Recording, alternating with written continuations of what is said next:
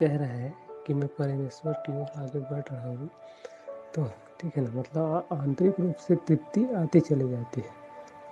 और अगर आप अभी दुखी हैं, इसका अर्थ क्या है कि आपको क्या है, सत्य का जो मार्ग है वो नहीं मिल पाया।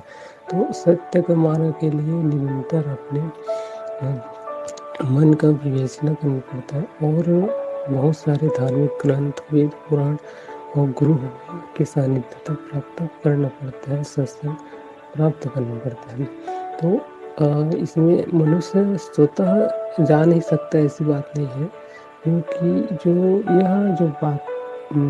यह जो रास्ता है, इसको रहस्यवाद भी कहा जाता है। मतलब ब्रह्मांड के जो रास्ते हैं वो बहुत रहस्यमय है, मतलब अंधकारों से घिरे हुए हैं।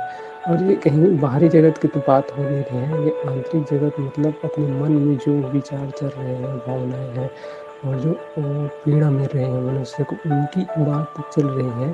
और ये सब आंतरिक रूप से है। कोई वस्तु होता है तो उसको पकड़ करके हम दूर कर सकते हैं, लेकिन ये सब जो है आंतरिक रूप से मन में चल रहे हैं। और मन में जो चल रहे हैं उनको दूर करने के लिए भगवद गीता में अलग अलग चीज़ें बताई गई हैं, रामायण में भी अलग बताई गई हैं, पुराणों में भी बताई गई हैं। लेकिन मूलतः बात यही है कि आपके मन को तृप्ति मिल जाए और उसका जो अनंत दिशा में भटका हुआ है वो एक दिशा में जाने लगे, और आपको जीने का जो राह है, मार्ग है, वो मिल सके। और क्या है, आप सत्य की ओर आगे बढ़ सको। अगर आपके जीवन में, ठीक है ना, सत्य नहीं है, इसका अर्थ क्या है कि आप असत्य में स्थित हैं, अर्थात आपके जीवन में आनंद नहीं है अभी, तब आप क्या है, कांटों से घिरे हुए हैं और आप कष्ट में हैं।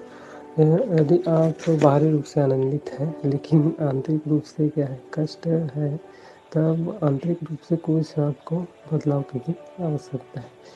भक्ति की जो शुरुआती दौर होते हैं उसमें जो है मनुष्य को, मतलब जो क्लियरिटी नहीं होता है, उसका अर्थ यह जो है कि वह बहुत से अंधकारों से घिरा हो, और अंधकारों को दूर करने के लिए प्रकाश के पास जाना पड़ेगा। और प्रकाश को दूर करने के लिए आंतरिक रूप से जो प्रकाश कहाँ पे मिलता है, तो वही भक्ति का आप उदाहरण ले सकते हैं, फिर ज्ञान योग हो गए और फिर कर्म योग हो गए। इन सब में मतलब मूलतः बात वही ही कही गई है।